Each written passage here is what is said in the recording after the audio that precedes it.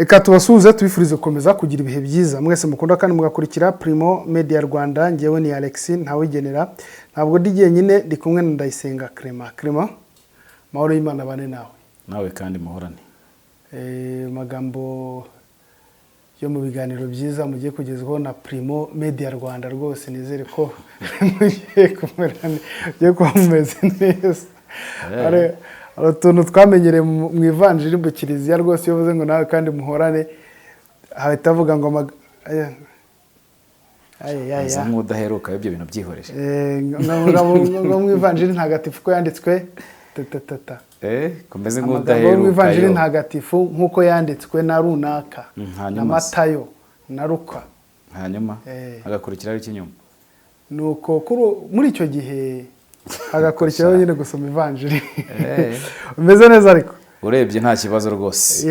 Tugiye kuganira rero ku makuru ari kuvugwa hano mu karere k'ibiyaga bigari, cyane cyane mu gihugu cy'u Burundi, muri Repubulika ya Demokarasi ya Kongo, ndetse narebana n'u Rwanda. Harimo ingingo zigera kuri enye tugiye kuganiraho. Ngo Ndayishimiye General Niyomugabo, ndetse ngo Nandikuriyo utibagiwe n'ubita Niyongabo plutôt, ndetse n'undi witwa Muzinga, nabajya imbizi ku ngabo z'u Burundi ziri muri Repubulika ya Demokarasi ya Kongo.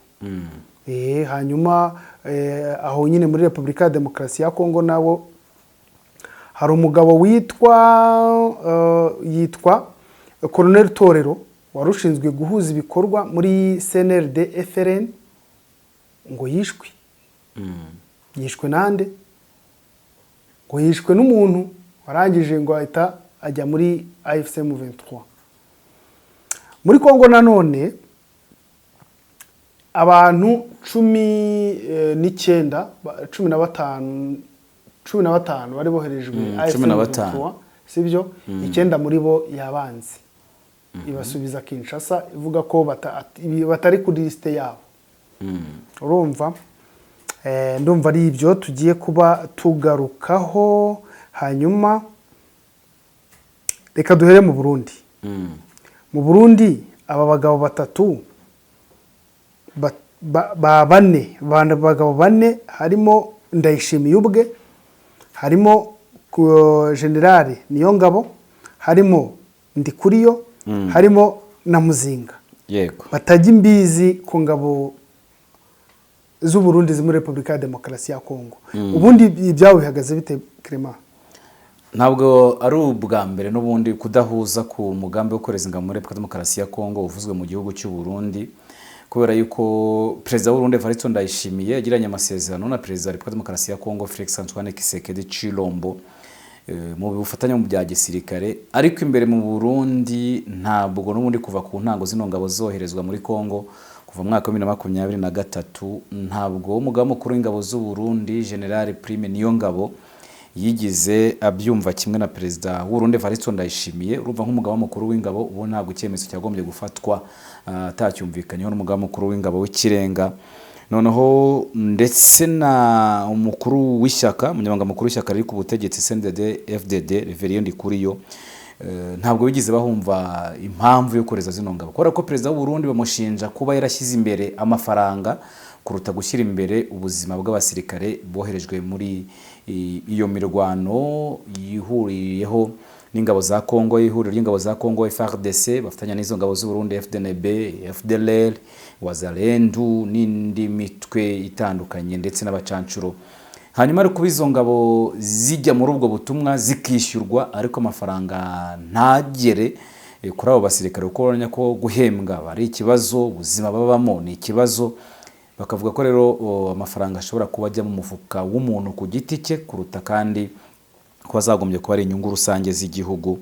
Hanyuma Perezida w'u Burundi Evariste Ndayishimiye we kuva mu mwaka wa 2023 izo ngabo zajyayo, we ashyigikiye uwo mugambi ko ahubwo wanakomeza, mu gihe kandi abarimo umugaba mukuru w'ingabo z'u Burundi General Prime Niyongabo ndetse na Reverien Ndikuriyo akaba ari umunyamabanga mukuru w'ishyaka riri ku butegetsi CNDD FDD, wavuga ko ahubwo ingabo zagombye kuva muri Repubulika ya Demokarasi ya Kongo zikaba zarindira ahubwo umutekano igihugu ku mipaka, ku mbibi cyangwa ku nkiko z'u Burundi. Wazitegura no koherezwa ngo mu kindi gihugu, ngo mu karere mu gihe ngo byaba bibaye ngombwa. ni ukuvuga ngo ubundi aho ruzingiye ubwabyo ubona ko nk'umugaba mukuru w'ingabo z'u Burundi mu Burundi General Prime Niyongabo ni umuntu w'igishyitsi ubwabyo ntakorwaho. Uzumve no mu bintu bivugwa imbere mu gihugu no kuvuga ahubwo se umwungu bakubajije ngo avuga gute umwumva kangahe. Hari umuntu ushobora kumva niyo waba uryamye rwose wumva radio cyangwa se televiziyo ifunguye iri kuvuga ukumva ijwi ry'umuntu ugahita uvuga ngo uyu ni kanaka. Ijwi rya Niyongabo rishobora kuzamo ugahita uryumva ukamenya ko ari we. Navuga gake rero n'uriya mwanya ari mu bantu n'ubundi batarahinduka kuva perezida w'Urundi yajya mu nshingano. Yamusanze mu nshingano kandi n'ubu ngubu aracyazirimo, afite ijambo rikomeye. N'uyu munyamabanga mukuru w'ishyaka riri ku butegetsi nawe afite ijambo rikomeye, kuko n'ubundi perezida w'u Burundi Evariste Ndayishimiye batavuga rumwe n'ubutegetsi bwe n'ubundi bamunenga ko hari abantu b'ibishyitsi mu gihugu badakorwaho, kandi nawe yagize kuvuga yuko hari abantu ngo bakora nabi bagira gute, ariko noneho ukibaza niba hari abantu bakora nabi b'ibishyitsi ariko ukaba utabashyigurira perezida. Uko kutumvikana rero n'ubundi kunashingiye no kuba abangaba batabona n'inyungu koko zagakwiye kuba zituma abasirikare bari muri Repubulika Demokarasi ya Kongo, kuko inyungu ni z'umuntu ku giti cye, si izabaza abasirikare kuko babonye ko ubuzima bwabo bugeraniwe. Twarabivuze ko ku murongo w'urugamba bijyanye no kurya imibereho bigoye. Mu minsi ishize twavugaga abakomerekeye ku rugamba batitabwaho nk'uko abo muri Wazalendo na FDLR n'abandi bakomerekeye ku rugamba bavuye muri Repubulika Demokarasi ya Kongo ko bitabwaho.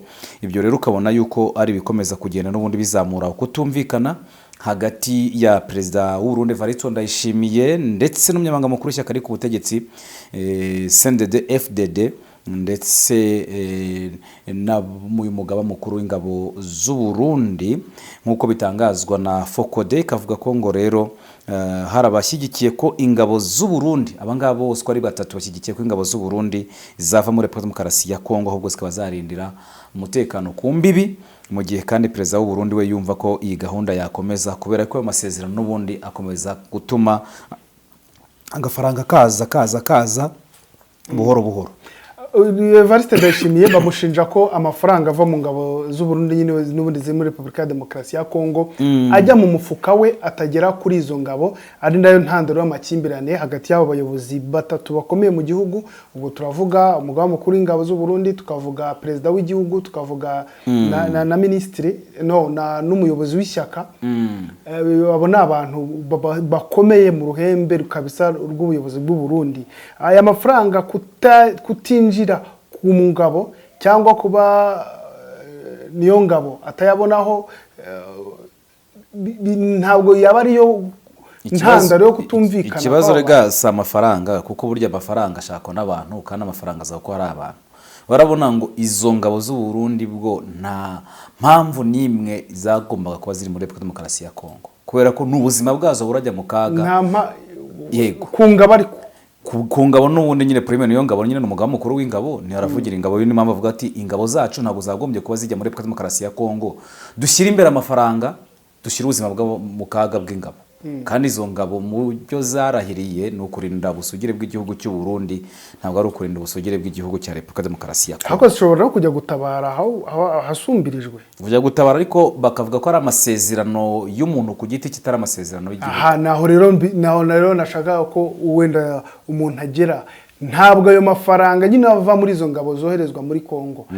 Ayo ntandaro y'ibintu byose turi kubona, bare abantu baramutse bavunguriwe bakavungukira bashobora guceceka. Oya, ntabwo ari uko nguko mbitekereza muri rusange, kubera ko ayo mafaranga rega none se ubwo ayo mafaranga abonetse abasirikare bakabura bagashira bwo utewe wazabigenza gute? Kuko baravuga bati n'abasirikare mu Burundi twarabonye mu minsi ishize bavuga ko batazi n'umubare w'abasirikare basigaranye ubu ngubu, uko binagoye kubura umusirikare mu Burundi ushobora kuba wasohoka igihugu ku kibuga cy'indege. Makuru agaragaza ko baba bahari bavuga bati uyu muntu reka turebe ko matricule ntayo yaba afite cyangwa muri systeme tumufite nk'umusirikare, kuko ubwabyo aho ngaho ni nko kuvuga ngo wagurishije igihugu ubwabyo ibyo ngibyo.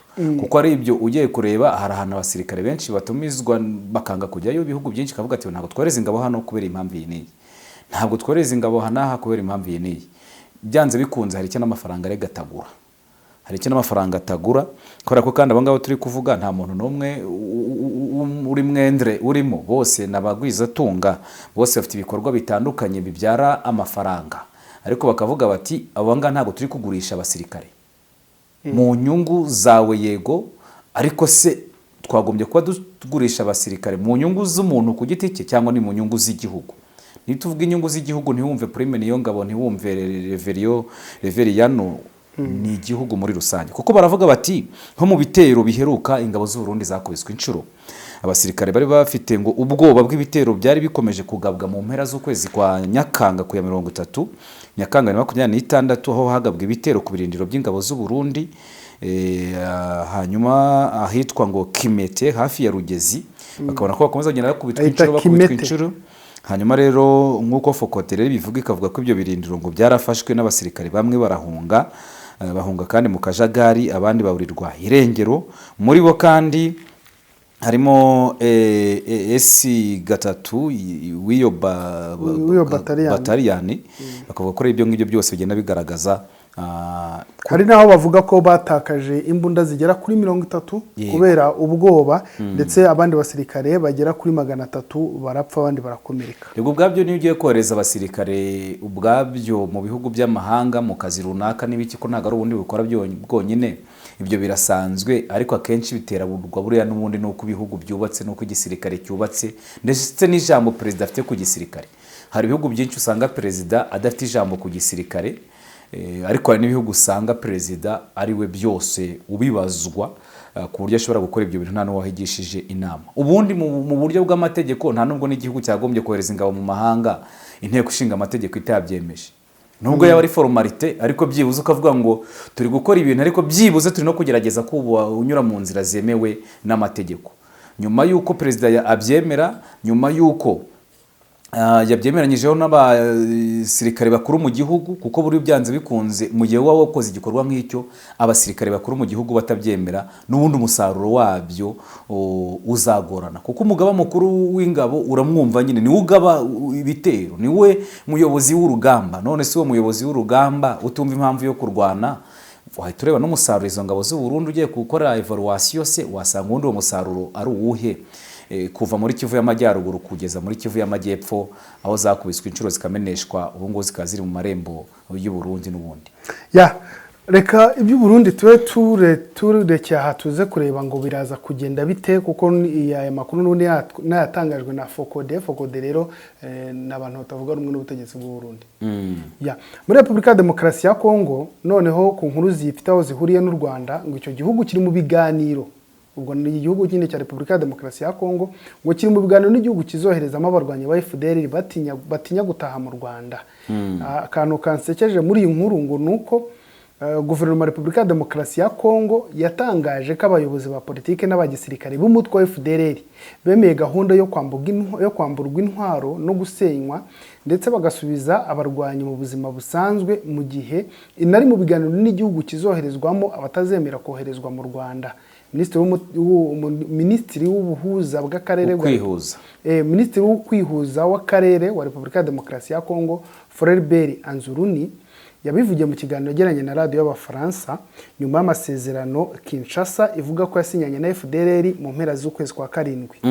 Anzuruni yavuze ko iyi gahunda itandukanye n'izindi zagiye zigeragezwa mu myaka yashize, kuko ngo abayobozi ba politiki n'abasirikare ba FDLR ubwabo bagize uruhare mu kubyemeza. Ndagira ngo dusurinya ako kantu mbere ko twinjiramo neza. Yavuze ko Victor Byiringiro uyobora ishami rya Foka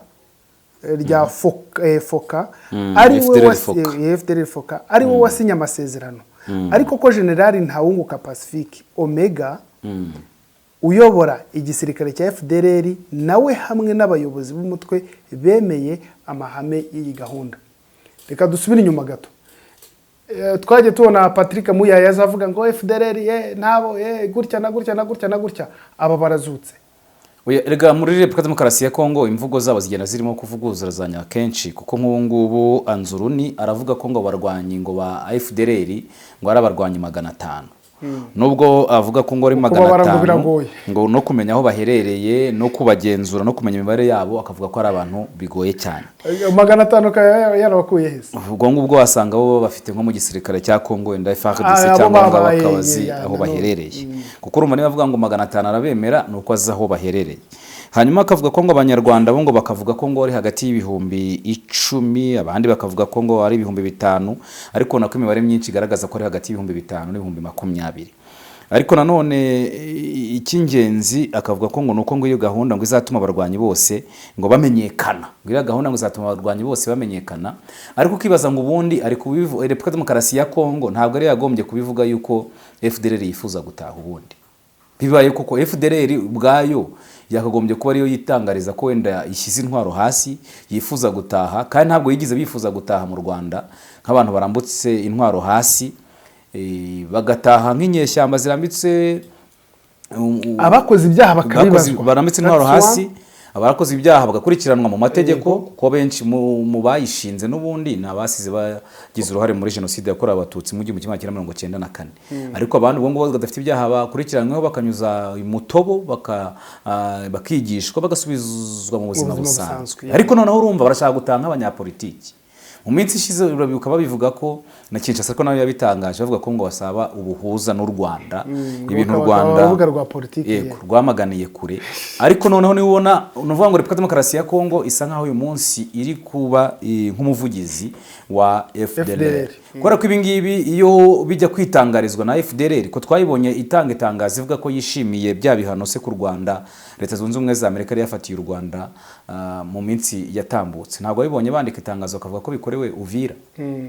None se uyu munsi iraza kuvuga ngo Repubulika Demokarasi ya Kongo FDLR yemeye gushyira intwaro hasi ikava muri Repubulika Demokarasi ya Kongo, ngo abadashaka gutaha mu Rwanda, ngo hakaba ari n'ikindi gihugu cya Afurika yirinze kuvuga izina cyemeye kwakira bano barwanyi bari mu biganiro ngo n'icyo gihugu, ariko avuga ko cyane byemeye, kuko avuga ko icyo gihugu cyemeye kuzakira abo barwanyi ba FDLR bazaba badashaka gutaha mu Rwanda.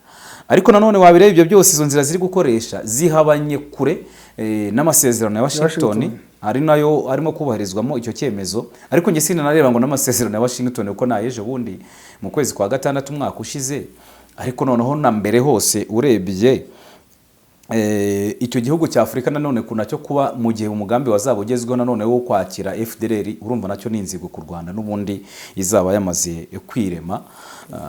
Ibyo byose ukona ko Repubulika Demokarasi ya Kongo iri kugenda ikora rero imeze nko kuyobya amarari, kuko ni ukubivuga mu magambo ariko mu bikorwa ubwabyo nta kintu gifatika cyari cyakorwa mu gusenya FDLR, kandi biranagoye gusenya FDLR, ahubwo FDLR yo kwisenya nyine uvuga ngo imanitse intwaro ibaratashye ku mugaragaro.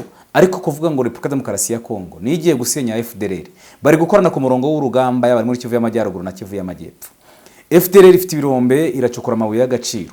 FDLR uravuga ngo irava muri Repubulika Demokarasi ya Kongo bajye hehe kubaho gute hehe ryari? Hoya ntabwo bavuga ngo bajye hehe kubaho gute, kuko aho bajya barahari bemeye kurambika intwaro baza mu Rwanda. Hoya ndavuga ngo bavuga ngo abazajya kuba muri icyo gihugu. Aha yes bashobora kubikora muri ka gakingirizo bajya bakora kugira ngo barangaze amahanga. Ubwo mvuga amahanga mavuga Leta Zunze Ubumwe za Amerika. Nabo ngabo no kwirangaza. Mbere yo kujya kurangaza amahanga nabo buri kwihangaza. Banzu nyumve. Bashobora kubikora bakabarangaza bakabereka ko intwaro bazirambitse hasi, ko rwose ibyo basabwe mu masezerano na Washington babigezeho, ko bavuganye n'igihugu X kikabakira. Ariko icyo gihugu X kikaba gakingirizo n'ubundi bwakwira bagahita bakata inyuma y'igikoni bakagaruka muri salo.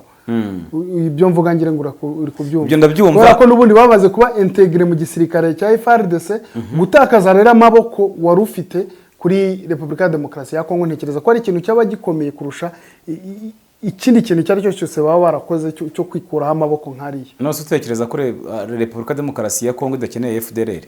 Irayikeneye n'ibyo mubwiranye. Repubulika Demokarasi ya Kongo, ubutegetsi bwa Repubulika Demokarasi ya Kongo ubu ngubu uyu munsi kuba bufite FDLR ubwabyo ni inyungu kuri bo, kuko buriya butegetsi bukorana na FDLR umunsi ku munsi ku murongo w'urugamba twayivuze ko bakorana, ndetse no kuba bafite ubwabo hari inyungu zindi bagenda babona muri rusange.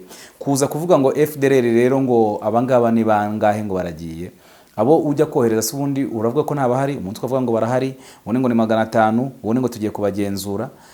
ubwabyo abari mu gisirikare cya Congo FARDC banahembwa bari kuri payroll ya Kinshasa barenga aho ngaho 500. Abari ku murongo w'urugamba bari ku birindiro ku murongo w'urugamba ugiye muri Kivu y'Amajyepfo ahari ibirindiro bya FDLR haba hazwi, muri Kivu y'Amajyaruguru ahari ibirindiro bya FDLR bahazwi, kandi ntuzumve ngo ni ihuriro, ntabwo barwana nk'ihuriro buriya uko bari kurwana ku murongo w'urugamba. FDLR ifite ibirindiro byabo byahari rwanira gutya, ingabo z'u Burundi zifite ibirindiro byazo aho barwanira bativanze, yego bativanze. FDLR aho barwanira, abo bose Wazalendo aho barwanira, ntabwo bose ari abantu bavuga ngo batakira hamwe bihuje. Ako command chain yo abarimo. Oya na command chain muri se yabimwe abantu batavuga ururimi rumwe iza commandingwa gute kandi batavuga ururimi rumwe. Niyo mpamvu n'umusaruro nawo banyine. Bashobora gufata kuvuga muringara. Mwiringara sibwo ngubwo bumva bose bumvira ingara. Ntukajye wibwira ko abakongomane bose nubwo ari n'abakongomane nabo bose bumvira ingara. No se ngo arundi bo bazabumvira ingara. No ubwabyo commanding y'abantu bwabo batavuga ururimi rumwe, badafite common understanding ko bya gisirikare imwe, badafite imyumvire imwe, badafite impamvu yo kurwana imwe no gutsinda urugamba, ubwabyo biba bigoye. Ibyo rero uri kubona uyu munsi byose Repubulika Demokarasi ya Kongo iri gukora n'ubundi nibizamura umwuka mubi hagati ya Repubulika Demokarasi ya Kongo n'u Rwanda kuruta gushaka ibisubizo bya politiki byo gukemura ibibazo bihereye mu mizi biri hagati y'u Rwanda na Repubulika Demokarasi ya Kongo, kandi icyita rusange n'ubundi kiza kuri iyo FDLR. Kubera yuko inzira Repubulika Demokarasi ya Kongo irimo iranyuramo mu gukemura icyo kibazo cya FDLR ahubwo niziteza ibibazo, kuko urumva igiye kuvana FDLR muri Repubulika Demokarasi ya Kongo iyagure ahubwo no mu bindi bihugu bya Afurika, kandi nanone ibyo birarushaho kuba ikibazo ku Rwanda. Kuba FDLR yari mu gihugu kimwe ikaba none igiye kujya mu bindi bihugu byinshi birenze kimwe, ubwo urumva nanone ko umwuka mubi ko urushaho kuzamuka kuruta uko byari bimeze mbere. Nuko rero ngo umuntu bita yari umukoroneri wo muri CNRD FLN witwa Colonel Torero, yego yarashwe ngo n'umuntu wamurindaga amaze ngo kumurasa irukankira muri M23. Hano amakuru avuga ko mu gace ka Shanje ho muri territoire ya Karehe havugwa nyine igikorwa cy'umuhuzabikorwa wa CNRD FLN Colonel Torero wishwe n'umusirikare wamurindaga agahita yirukankira muri M23. Ibyateye ubwoba benshi mu barwanyi ba CNRD FLN ndetse na Wazalendo y'uwitwa Generali Kigingi. Iyi nkuru Clement ntabwo kwaba ari kwinjirirwa kwimwe mu mitwe y'abarwanyi bakorera mu burasirazuba bwa Repubulika ya Demokarasi ya Kongo hagambiriwe kwica abayobozi bayo. No kuvuga ngo banze umenye ngo uyu mutwe wa CNRD FLN ni umutwe ki ubwabyo usobanuye iki. Kubera ko uyu mutwe wa CNRD FLN washinzwe ahagana mu mwaka wa 2016, ubwo ni imyaka 10 ishize, ushingwa na Lieutenant General Wilson Irategeka wari ukuriye FDLR. Uvuga ngo ni umutwe n'ubundi ufite inkomoko kuri FDLR kuko abayobozi bawo biyomoye kuri FDLR bashinga uyu mutwe mu myaka 10 ishize. Akaba ari umutwe ukorera muri Kivu y'Amajyepfo mu burasirazuba bwa Repubulika Demokarasi ya Kongo. Nyuma rero kutumvikana na Lieutenant General Mudacumura akiyomora kuri FDLR, nibwo yahise ashinga uyu mutwe wa CNRD FLN.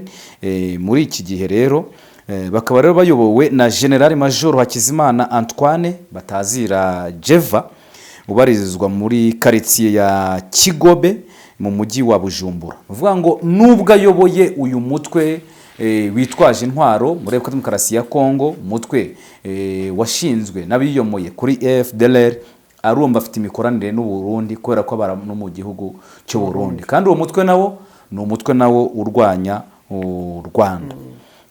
Hanyuma rero mu Burundi niho haba mu gihe abarwanya ariko n'ubundi bo baba mu mashyamba ya Kibira ndetse no mu mashyamba yo muri Kongo. Nuvuga ngo amashyamba ya Kibira yambuka jya muri Repubulika Demokarasi ya Kongo, n'ubundi abo barwanyi b'uyu mutwe niho babarizwa. Urumva ko no umutwe n'ubundi ufite aho uhuriye na ya mitwe n'ubundi itifuriza u Rwanda ibyiza. Hanyuma rero kuba yarwanywa n'ubundi ibingibi akicwa, n'ubundi ubona yuko none se ntabwo arimo bahanganye se n'ubundi mubo AFC 23 ihanganye nabo n'abangaba nabo barimo, kubera yuko u Rwanda rugaragaza ko no kuva AFC 23 yakwigarurira Kivu y'Amajyepfo na Kivu y'Amajyaruguru ari bwo u Rwanda rumaze igihe kinini mu myaka nka 30 ishize rwizeye umutekano ku runatuje mbibi zarwo. Yoga Family Care ngiki kigo rukumbi mu Rwanda kizanye igisubizo cyo kwita ku bantu bafite indwara zitandura cyangwa bari mu byago byo kuba bafatwa nazo bigakumirwa hakiri kare. Abamaze kuzirwara namwe ni mwiruhutse mubonye igisubizo. Abafite ibibazo by'umugongo, kuribwa umutwe, abarwaye paralize, kubyimba amaguru, abarwaye diabete, stroke, namwe turabafasha cyangwa tukabasangaho muri. Dufite ibyuma kabuhariwe bibafasha mu burwayi kandi dutanga amahugurwa ku buryo bwo kwita ku bafite indwara zitandura, twibanda cyane cyane ku nyongeramirire zibakwiriye no kubakorera ubugororangingo cyangwa kine. Umwihariko nuko abasoje amahugurwa mu kigo cyacu tubashakira n'akazi. Dukorera Ikibagabaga munsi ya Radio Maria Rwanda ku muhanda kaga 32. Ku bindi bisobanuro waduhamagara cyangwa ukatwandikira kuri 0783 17 05 95 cyangwa 0788 58 00 47. Wikwiheba gana Yoga Family Care tuguhe care. Mu gikurimo amaduka menshi agurisha amatelefone ndakura iryizeye nguramo iPhone kandi bakampa garanti. Niba nawe wibaza ikibazo nk'iki sigaho kubunza imitima wirirwa ushakisha kuko Future Mobile Store niwo mwihariko wacu. Uhereye ku mafaranga 150 gusa iri duka riraguha telefone zigezweho za Samsung na iPhone n'ama accessoires yazo nka charger, screen protector, cover, écouteurs, speaker ndetse n'ibindi. Kuva kuri iPhone XR kugeza kuri iPhone 17 Pro Max na Samsung Galaxy 05 kugeza kuri Samsung Galaxy S25 Ultra na Fold 7 zose nshyashya kandi ku giciro gisa n'icy'uruganda urazisanga muri Future Mobile Store. Ushaka guhindura telefone ya iPhone cyangwa Samsung ufite ukagendana nigezweho ibizwi nka top up, urayizana ukongera udufaranga duke tukagufasha kuyihindura ukagendana nigezweho. Umwihariko muri Future Mobile Store nuko iguze telefone yacu tuguha garanti y'imyaka 2. Waba uri muri Kigali cyangwa uri mu ntara, iyi telefone turayikoherereza kandi tukishyura igiciro cyo kuyikugezaho. Dukorera mu nyubako yo kwa Makuza ateganye na parking ya Beka, hakurya haba haparitse abamotari ku muryango wa 35. Ku bindi bisobanuro waduhamagara cyangwa ukatwandikira kuri 0784 no kuri website wa eshatu@futuremobilestore.rw. Wadusanga no ku mbuga nkoranyambaga zacu hose ni Future Mobile Store. Gana Future Mobile Store, telefone zigezweho mu Rwanda tuzishyire mu biganza byawe. Imyaka igiye ku 2 wenda tutumva ibitero byaturutse hanze y'u Rwanda biza ku butaka bw'u Rwanda. Yego. Kandi byinshi byaturukaga mwabiri yabice nyine. Yego, kandi mu bijyanye n'ubutasi ikintu ugomba kwibuka niba Colonel Torero yishwe n'umusirikare wamurindaga, wavuga ngo no umusirikare wamurindaga, ariko n'ubundi mbere yuko umusirikare wanza kuba umuntu, ariko urumva umusirikare nyine wamurindaga bita byongera uburemere. Ejo hari abantu turi kumwe turi kuganira, hari inkundura y'utubari iriho yo gufunga utubari nyine tutujuje ibyangombwa. Hari umuntu nyine wakoreragamo ibikorwa binyuranyije n'amategeko. Ibihe bikorwa ubwo binyuranyije n'amategeko? Yacuruzaga inzoga zitemewe cyambere, bakamushinja na human trafficking. Bakamushinja n'icyo kindi numvisira human trafficking ubwo umuntu utumva ururimi rw'amahanga ni icuruzwa ry'abantu. Kugira ngo byumvikane neza human trafficking yagurishaga abakobwa, reka mvuge gutyo. Inyito ikoreshwa mu itegeko no gushakira inyungu mu wundi muntu. Aha, hanyuma rero uvuze ko kantu ngo ko koraswa n'umuntu we, uwo mugabo nawe yafunzwe n'umukozi we. Umukozi we niwe wamufunze. Yari umutasi. Nyine byo nakubwiraga hano nigiye kukubwira ngo mu bijyanye rero n'ubutasi ugomba no kubimenya yuko abantu barinjirirwa kugeze igihe baguha no misiyo. Kuko ngo baravuga ngo uyu musirikare warindaga Colonel Torero yaramurindaga, urumva, ariko none hamaze kumwivugana ahita hungira muri AFC 23. Ibi rero ngo bikaba byateye n'ubwoba bwinshi abarwanyi ba CNRD, FRN ndetse na Wazalendo y'uwitwa General Kigingi. Kuvuga ngo Wazalendo ziba zirimo nubwo zifite izina rihuriye kuri Wazalendo, ariko buri wese ufite imitwe itandukanye. Hanyuma rero muri kara gace ka Sanje waruvuze n'ubundi gahari muri groupement ya Buzi muri territoire ya Karehe, aho operation y'ubutasi bwa M23 ngo yahitanye Colonel Torero. Ni operation y'ubutasi bwa M23. Bivuze ngo buriya bashobora kukohereza bakaguhana misiyo yo kugenda kuzivugana uwo muntu. Nyine urumva nawe abari kufa kupona. Kufa au kupona. Ubarakuvumbura uragenda niba kuvumbura upfe, ariko nawe nukora misiyo uraza bahita bakuzamurana mu mapeti cyangwa uhabwe n'imidenda. Ariko urumva umuntu wakoze nk'iyo operation nk'iyo ngiyo ashobora no gucanirwa uruti, kuko urabizi ko wenda nko mu Rwanda rwa kera batangaga impeta 3, hari umudende, hari impotore, hari no gucanirwa uruti. uri muntu wacanirwaga uruti niwe wabaga wageze ku gasongero ko yabaga bisha 21 batsinze mu itsimbaniro, kandi umubisha kugira ngo ugaragaze ko wamwishe wagombaga kumushahura ukazana igishahuro gitammirije ku icumu, hanyuma ibyo bishahuro nabyo bakabitamiriza karinga bivuze gutyo nyogokuru ubundi ni wanteye story z'ibyo bintu. Tuntu twaganiriye tw'amateka ya kera, ariko ngewe buriya nuko kera wenda hatabagaho uburyo bwo kubika amateka nk'ayo ngayo, mba nibaza nk'iyo shusho ya karinga itamirije ibishahuro nyine ari umuntu twavuzeho arambwira ati nawe bamwambitse karinga ibishahuro. urabizi se? Ndabizi. nuvuga ngo umugabo uyo waga wagiye ku rugamba nyine kugira ngo werekane ko wishe umubisha umutsinze mu itsimbaniro, wahitaga umushahura, bwo kumushahura no kumukata ubugabo, ukazaza uvuga uti ngiye nisha ababisha 7, ubwo ukaba ubugabo bwabo 7 uri kubwerekana, urumva ubwo bagahita baguha umudende ati nisha ababisha 14, dore ubugabo bwabo narabashahuye ngubu, bagahita baguha umudare w'imotore ati nisha ababisha 21 batsinze mu itsimbaniro, ubugabo bwabo ngo 20 nabo ukaza rero aho ngaho ufite. Nuvuga ngo aho ngaho rero nk'uyu nguyu nawe buriya uyu munsi iyo misiyo nk'iyo ngiyo uyikoze neza ahita azamurwa mu ntera. Urumva ko ariko ibi ngibi nanone birerekana n'urwego ubutasi bwa M23 buba bugezeho. Niba ugenda ukinjira mu mutwe nk'uyu nguyu, iyo operation igakorwa ikagenda kugeza igihe baye successful, umuyobozi nk'uyu nguyu akagenda akicwa kandi n'uwamurindaga. Urumva nanone biba bifite icyo bivuze, kuko nibazagira umuntu kubeshya tujya tubibona no mu bihugu bindi bya kure, nta gisirikare bura kitinjirirwa ku isi ko byagenda kose. Tujya tubona Iran ivuga ngo yafashe umuntu ikeka ko ari umunya-Israeli cyangwa umunyamerika, Amerika yafashe ikeka ko ari umunya-Iran uri kuyineka, cyangwa umurusiya, cyangwa Ubudage bwafashe umurusiya umunya-Ukraine. Ubutasi ahantu ariho hose burakorwa, kandi na misiyo barayiguha ukagenda ukagenda kuyikora. Bashobora no kuguha misiyo rwose igomba kugukiza cyangwa ikakwicisha. Niko rero bigenda mu gisirikare biba bisanzwe, ariko nanone biba byerekana nanone ngo izo ngufu z'urwego abantu bagezeho, kuko urupfu rwa Torero ngo ruje rukurikira urundi rwa mugenzi we witwa nanone Koloneli Musira, wari ushinzwe ibikorwa bya gisirikare muri Kivu y'Amajyepfo, nawe uherutse kwicwa na drone za AFC 23. Bivuze ngo muri Kivu y'Amajyepfo by'umwihariko, urumva ko drone za AFC 23 ndetse n'ubutasi bwayo nizo operation zo gusenya iyo mitwe yitwaje intwaro muri rusange irakomeje. Urabona ko rero byanze bikunze icyo biba bigaragaza, urabona yuko kwa kurandura iyo mitwe no kuyishegesha. Urumva ko nanone urebye n'urwego AFC 23 igezeho n'igisirikare ifite, tujya tubivuga wenda abantu bakagira ngo namakabya nkuru, hari ibisirikare byinshi bitajya mu mitsi na AFC 23. Kandi usubije inyuma ukareba, usubira inyuma mu mpera z'ukwezi kwa mbere 2025 mu ifatwa ry'umujyi wa Goma. Ubwabyo nuko wenda Afrika n'abanyafrika muri rusange natwe tutaratangira kwitekerezaho muri rusange, abanyafrika ubwabyo ntabwo bari batangira kumenya ko rero bagomba kwiyandikira amateka yabo, kubera ko amateka y'abanyafrika aracyandikwa n'uburengerazuba na Amerika. Bakandika uko babyumva, bakayandika mu mujyo wabo, bakagaruka no bakanatugarurira tukayiga mu mujyo wabo bo bayanditsemo.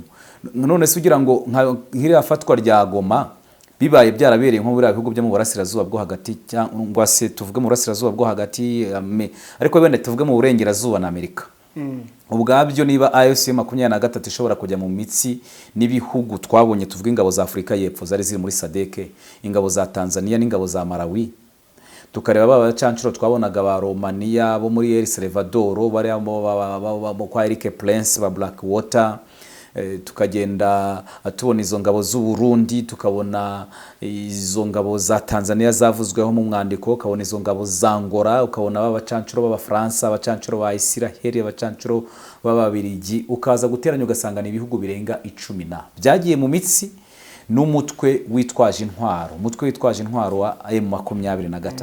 Ugira ngo ubwabyo abanditsi b'amateka banditse ubwabyo ibyo bintu ko bidasanzwe bakabinagura neza, urumva byaba bisobanuye iki se muri rusange. Operation zagiye zikorwa na AFC 23 ubwabyo ubona ko hari ama operation menshi agenda akorwa ari no ku rwego rufatika kurutana zira zikorwa na biriya bihugu. None se tutanga urugero nka operation yakozwe n'u Rwanda wo gufata Rusesabagina ukamukura muri Leta Zunze Ubumwe za Amerika ziko agiye i Bujumbura akisanga ati rwose murakaza neza i Kigali mu Rwanda ku kibuga cy'indege cya Kigali mu Rwanda.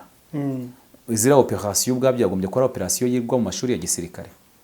Nose operation Kitona ntabwo yigwa mu mashuri ya gisirikare nubwo batayiha uburemere ikwiye. Ariko urumva ko barateye niyo ntambwe. Mu mashuri y'ubutasi byo bakakwiye kwa wiga operation yo. Ariko none umva izo operation nk'izo ngizo. Uzi yakozwe na biriya bihugu bindi. Twaba tuvuga ibindi. Yanakorwamo wenda na filime nziza abantu bagira ibitekerezo bigize yego bakabikozeho. Tukiri kuri FCM 23 rero dukosore gato ni twavuze mu ntangiriro z'iki kiganiro ko ari abantu 9 itemeye n'abantu 6 mu bantu 15 bari bayohererejwe 6 muri bo imibare bari ihinduye nari nayicurikiranyije 6 muri bo ingo yasanze tabazi yemeye 9 yanga 5 yemeye 9 yanga 6 wagira ngo twari twabyeretswe na Kinshasa ariko twibuka ko noneho harya Kinshasa ubundi hari abayemeye ba M23 Kinshasa yo ntirigiye itangaza na rimwe ko hari abayemeye yarabanze kuko bwa mbere Kinshasa yarekuye abasirikare ivuga ko ari aba FARDC yarafashe basaga 5,000 M23 yego M23 yarekuye abasirikare ba Kinshasa basaga 5,000 ariko icyo gihe iravuga iti ntago twakwemera twakwizera ubuziranenge bwabo ko ashobora kuza arimo n'abatasi ntabwo twabyemera kuko nigize navuga ngo icyo gihe byo twavugaga muri 5,000 bose ntubemera cyangwa urakuramo abo wemera abukemanga ubasubirane. Mu kiganiro twakoze mu cyumweru gishize rero na Karinije batwaravuga ati subundi aba barwanyi AFC 23 kugeza iko twakora icyo kiganiro icyo gihe yari itaratangaza ko yabemeye nubwo Kinshasa yabitangazaga ndetse na Croix Rouge na MONUSCO bakavuga ko bahagarikiye icyo gikorwa ariko noneho AFC 23 yagiye iravuga iti twebwe ku rutonde twatanze rw'abasirikare rwose cyangwa se imfungwa zacu 768 abangaba muduhaye turabona byibuze 9 niwe bari ku rutonde abandi 6 turabanze ibyo byari byitezwe ariko nanone urumva nta nubwo byagombye no kuba bigarukira aho ngaho ushobora no kwibaza ngo ese ubundi abangaba nubwo batari ku rutonde musanzwe mubemera nk'abantu banyu mufite aho muhuriye kuko umuntu ashobora kuba ari ku rutonde rw'abusaba ariko umuzi ngo nta numwe bazi kuko harimo abagande harimo abo muri Kinshasa deja hari nabo muri Katanga urumva ni intasi rero izo ntasi rero ni ukuvuga ngo byanze bikunze mu guhererekanya imfungwa muri rusange abantu bagomba kwitonda. Mu minsi ishize twabonye u Rwanda rusubiza inyuma muri Repubulika Demokarasi ya Kongo abari bihise abarwanyi abahoze muri FDLR u Rwanda ruraza rurareba bitaruvuga ruti abangaba ntabwo tubemera kora ko FDLR uyu munsi rega nta nubwo igizwe n'abakongomani gusa nako n'abanyarwanda gusa igizwe n'abakongomani bayirimo muri hariya yashinze imizirega hariya muri Kivu y'Amajyaruguru za Rucuruza barikari ni naho ifite ibirindiro bikomeye cyane kuruta mu bindi bice bya Repubulika Demokarasi ya Kongo. Ubwo butasi bwa FC 23 rero kuba bwakoze ibyo ngibyo byo birasanzwe kuba Kinshasa yaravuga ngo ntitwakwemera ubwangamugayo bwabo ngo tubizere ntabwo AFC 23 nayo ku rwego ugezeho uyu munsi n'ubutasi bwayo ivuze n'ugisirikare cyayo gikomeye cyowe n'umugaba mukuru wacyo General Sultan Makenga Emmanuel uko twabivugaga haruguru n'ubundi byo rero byari byitezwe nubwo nabonye wenda hari intambwe bashimye babindi bitwa bahuza Kinshasa rwose nayo barayishimiye 23 nayo iravuga ati ni byiza intambwe mwate turayishima ariko ntihagije ariko se bundi uratanga abantu 15 mu bantu 700 no kugira ngo ubone ugire ibyo ugaragaza ko hari icyo uri gukora ariko ubundi ntambwe ntabwo iyo ngiyo yazageza ku ndunduro y'amasezerano yego hanyuma ubu biraza kugana iherezo biraza kubiriye no kuvuga ngo barohereza bakabanga abandi bakohereza bakajonjora kujonjora byo bizakomeza kubaho ariko ntacyo umuntu yagashimira wenda ko gatemwe ko katewe ariko ubwabyo mu gihe abitwa bahuza badashyira igitutu ku mpande zombi ngo zubahirize amasezerano zashyizeho umukono ugasanga ahubwo intoki zose barazitunga uruhande rumwe n'ubundi bingi bizakomeza kubaho bizakomeza kubaho reka ubwo tubitega amaso turebe hazaza icyo rero hatubikiye ni nako rero turi kugana ku musozo w'iki kiganiro Clement twagiranaga urakoze cyane agira rero ngo ngushimire namwe mwari mukurikiye Primo Media Rwanda babwira ko ibiganiro kuri urubuga rakagaruka ciao Worldwide e-shopping limited ngiyi kampani yizewe mu gutumiza no kugura ibicuruzwa hirya no hino ku isi. Dukora shipping na shopping kuva mu bihugu nk'Ubushinwa, Leta Zunze Ubumwe za Amerika, Turkiya, Ubuhinde ndetse n'ahandi. Worldwide e-shopping limited dufite umwihariko wo gukorana na online stores nka Amazon, eBay, Alibaba, Apple, Taobao ndetse n'izindi nyinshi. Umwihariko wacu kandi nuko umukiriya yishyura kimwe cya kabiri cy'amafaranga igicuruzwa runaka kigura, kampani kongeraho yayo, hanyuma mu minsi iri hagati y'itandatu na 12 akaza gutwara igicuruzwa cye akabona kwishyura asigaye. Dukorera mu mujyi wa Kigali muri quartier commerciale mu nyubako Sukisa Business Center muri etage ya 3 ku muryango F5. Dukora kinyamwuga kandi turangwa n'icyizere mu byo dukora ndetse no mu bo dukorana. Ukeneye kugira ibyo dutuma cyangwa ko tugukorera shipment, waduhamagara cyangwa ukatwandikira kuri 0788 83 70 33.